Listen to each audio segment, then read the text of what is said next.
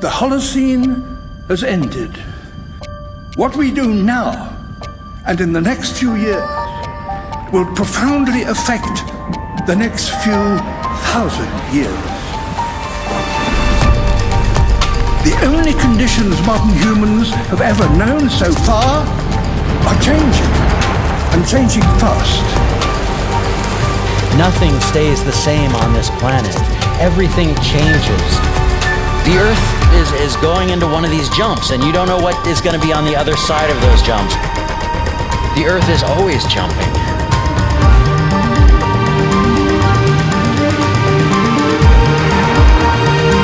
Things move on this planet.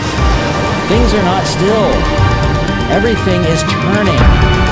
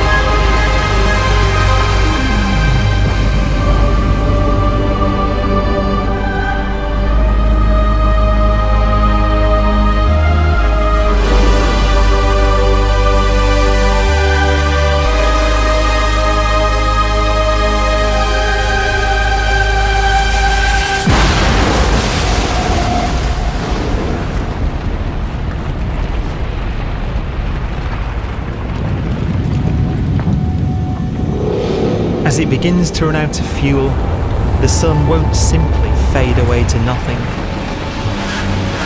Its core will collapse, and the extra heat this generates will cause its outer layers to expand.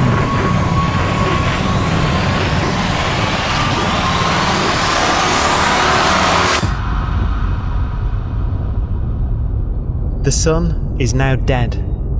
Its remains slowly cooling in the freezing temperatures of deep space.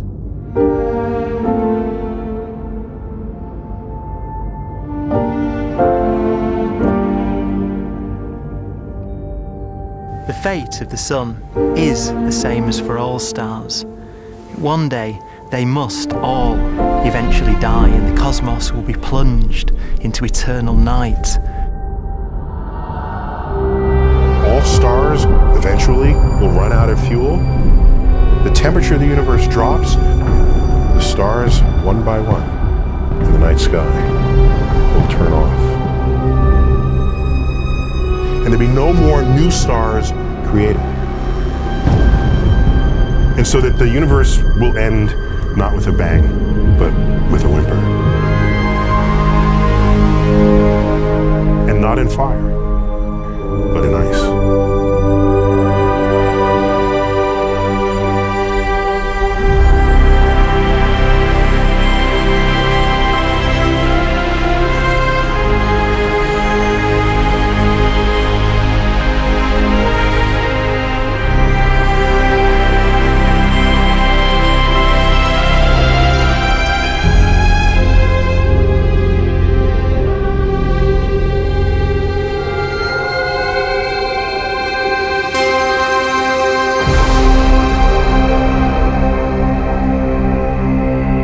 With no fuel left to burn, a white dwarf's faint glow comes from the last residual heat from its extinguished furnace.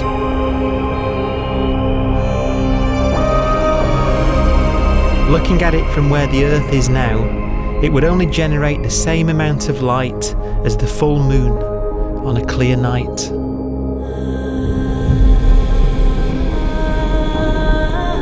The faint glow of white dwarfs will provide the only illumination in a dark and empty void littered with dead stars and black holes.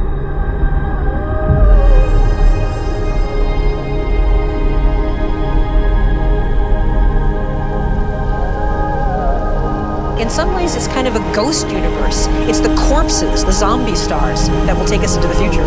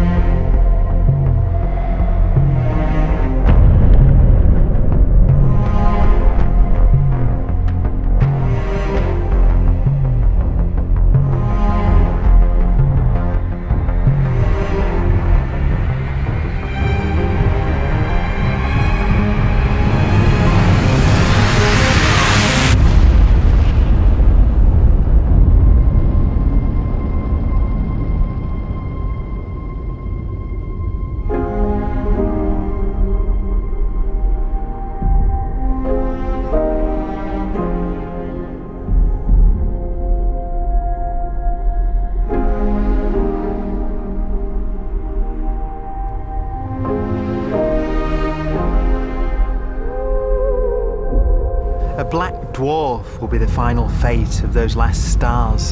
White dwarfs that have become so cold that they barely emit any more heat or light. Black dwarfs are dark, dense, decaying balls of degenerate matter, little more than the ashes of stars. Their constituent atoms are so severely crushed that black dwarfs are 1,000,000 times denser than our sun.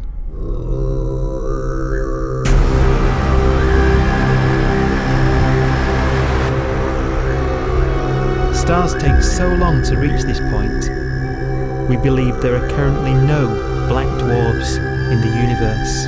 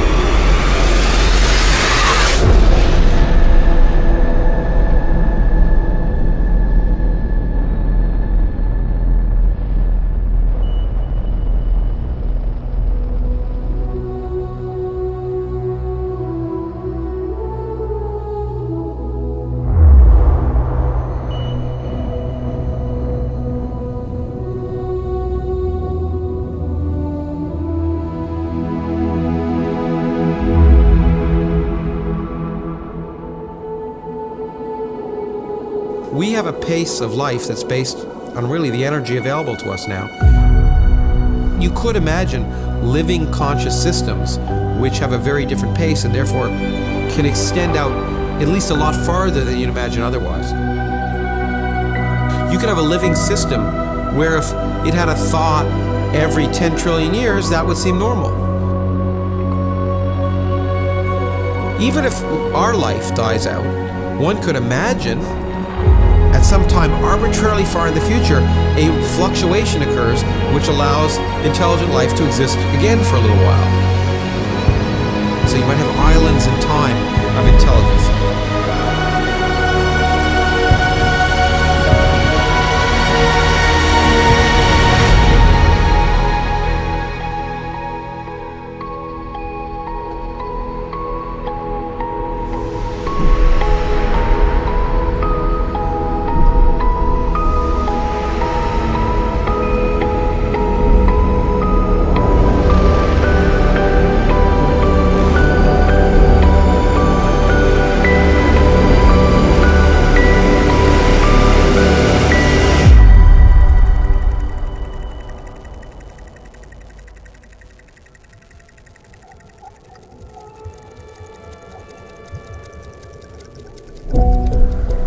Proton, one of the fundamental building blocks of atomic matter, of what makes us up, can just spontaneously fall apart.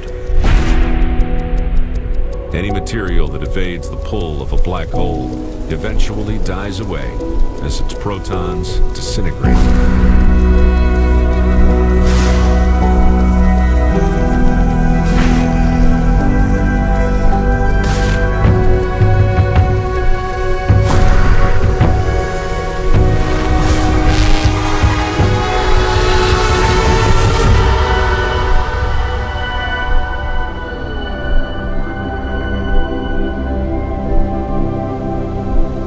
The matter inside black dwarfs, the last matter in the universe, will eventually evaporate away and be carried off into the void as radiation, leaving absolutely nothing behind.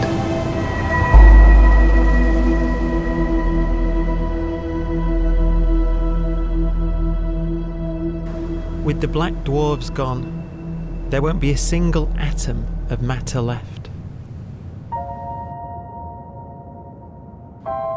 All that will remain of our once rich cosmos will be particles of light and black holes.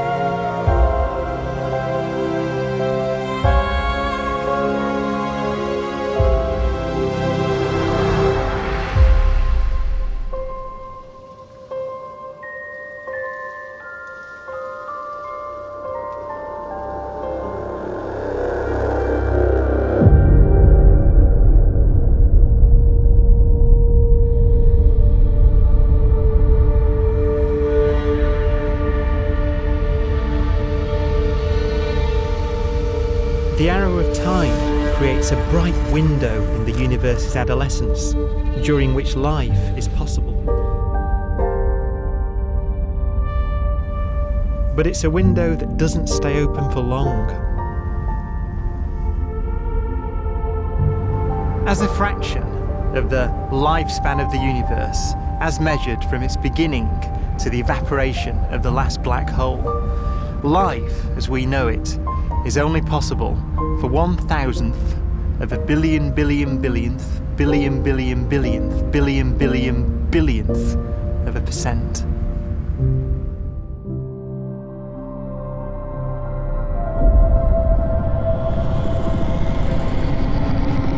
Black holes become the fundamental building block of the universe.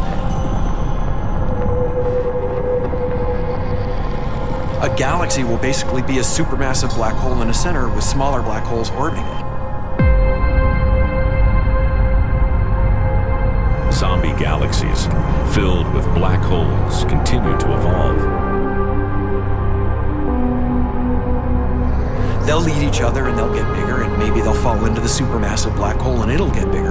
The universe will still be an exciting, dynamic place. It's just that the timescales you're talking about are now trillions of years instead of thousands or millions of years.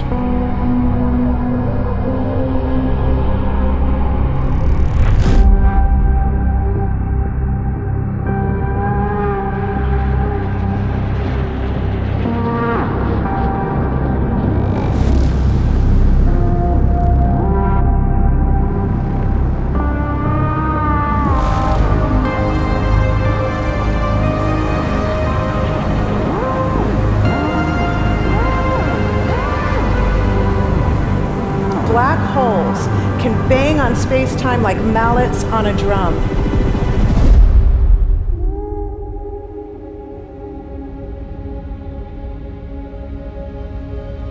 And they have a very characteristic song.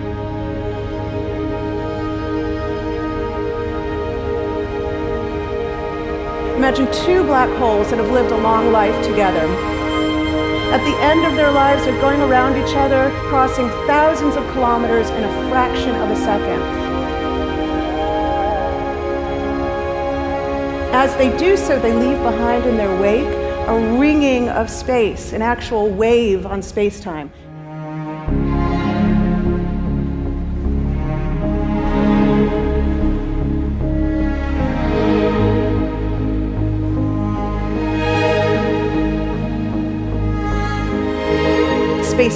squeezes and stretches as it emanates out from these black holes banging on the universe.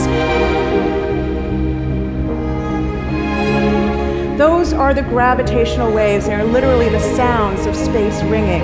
And they will travel out from these black holes at the speed of light as they ring down and coalesce to one spinning, quiet black hole.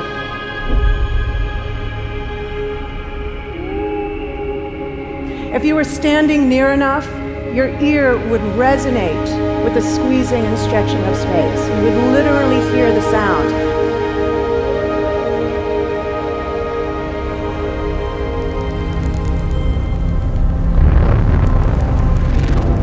Imagine a lighter black hole falling into a very heavy black hole. The sound you're hearing is a light black hole banging on space each time it gets close.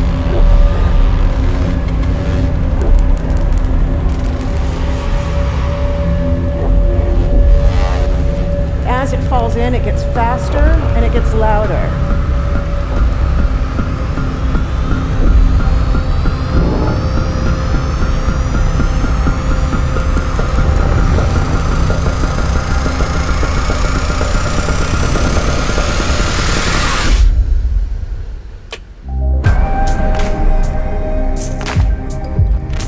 Scientists used to think black holes were immortal, but even these will one day die. Now we're talking about timescales of unimaginable length, quadrillions of years into the future. On that timescale, even the black holes begin to evaporate.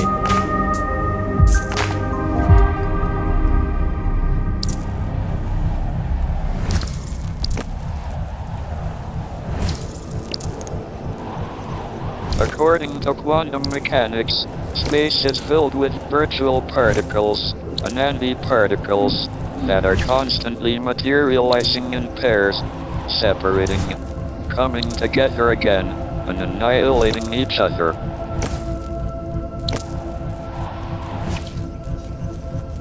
In the presence of a black hole, one member of a pair of virtual particles may fall into the hole, leaving the other member without a partner with which to annihilate. The forsaken particle appears to be radiation emitted by the black hole. And so, black holes are not eternal. They evaporate away at an increasing rate until they vanish in a gigantic explosion.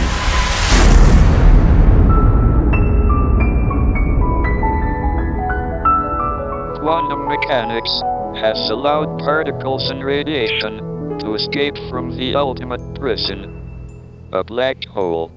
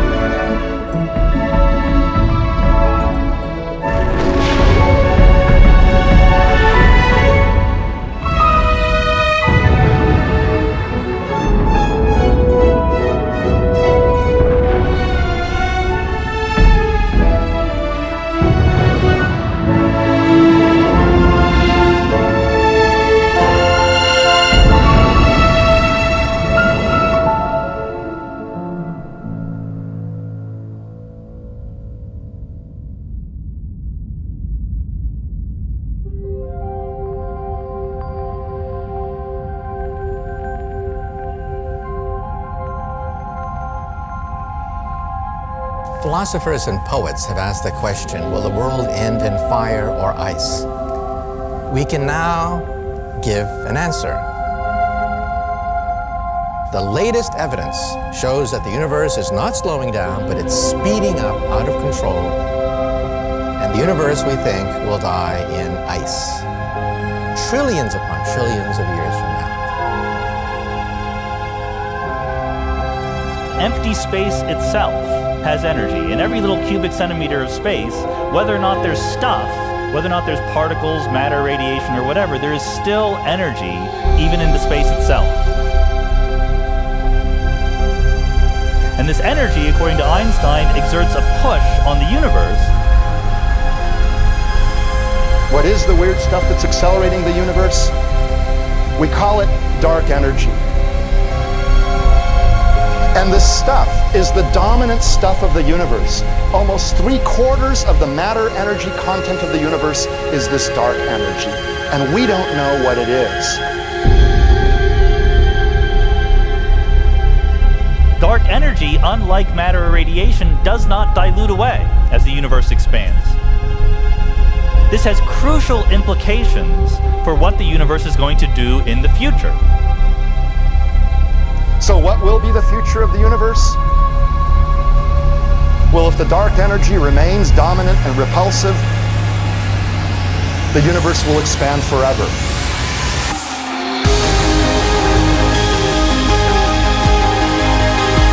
Faster and faster and faster with time.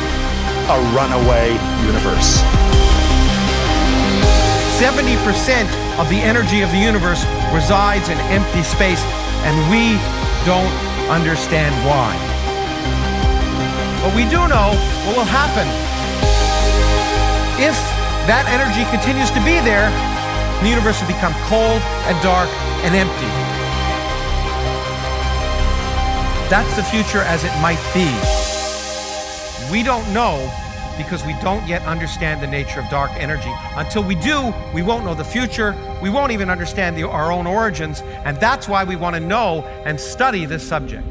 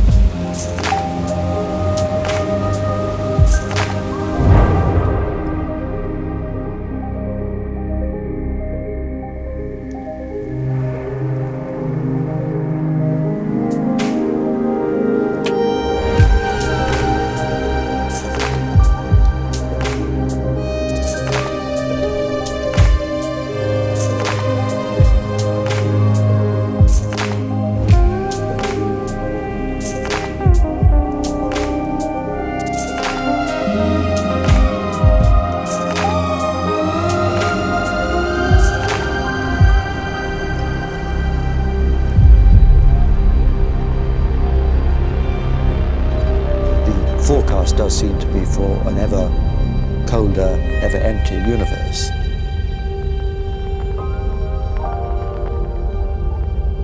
But then, of course, we have to ask, could that end lead to a new beginning? And there are ideas whereby what actually is the end of our universe could in some sense be linked to the beginning of a new one.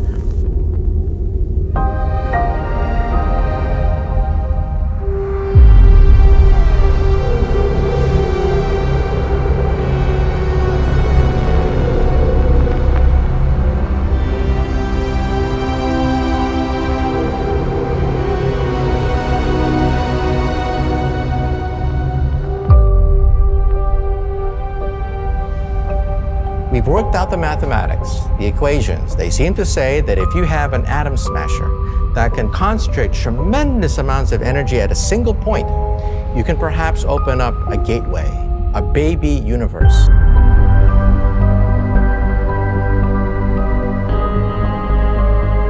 Facing the death of everything there is, this perhaps is their only possibility of escape. And this also raises a very intriguing possibility, sheer speculation of course, that perhaps any universe that has intelligent life in it will create baby universes, will create lifeboats, and proliferate child universes. So an evolution may take among universes in the multiverse. Survival of the fittest may take place. So those universes which do not have intelligent life are infertile. They have no children. But those universes that have mild temperatures, stars like us, would create civilizations that could open up child universes, and they would then proliferate.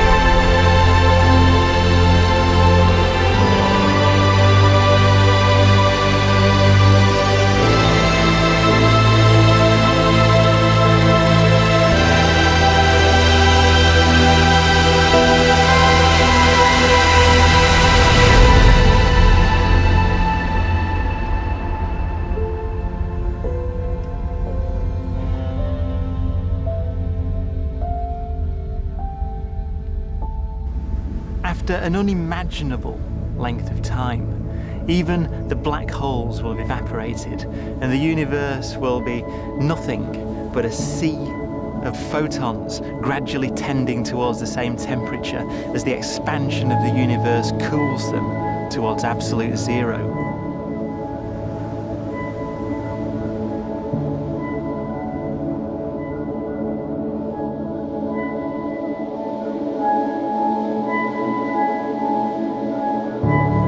Once the very last remnants of the very last stars have finally decayed away to nothing, and everything reaches the same temperature, the story of the universe finally comes to an end. For the first time in its life, the universe will be permanent and unchanging. Entropy finally stops increasing because the cosmos cannot get any more disordered. Nothing happens, and it keeps not happening forever.